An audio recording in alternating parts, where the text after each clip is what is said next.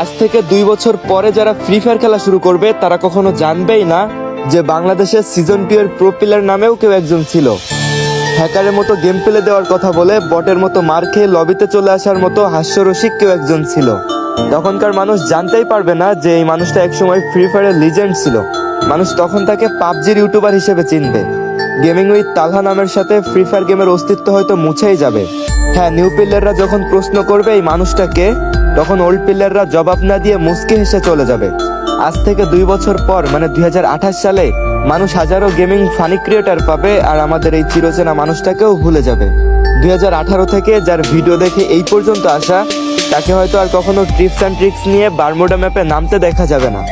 আর হয়তো কখনো তাকে নিজেকে প্রো দাবি করে এনিমির হাতে মার খেতে দেখা যাবে না।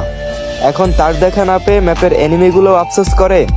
নতুনদের ভিডিও দেখে আমি হাসি ঠিকই, কিন্তু বারমুডা ম্যাপে গেলেই আমার তালহা ভাইয়ের কথা মনে পড়ে।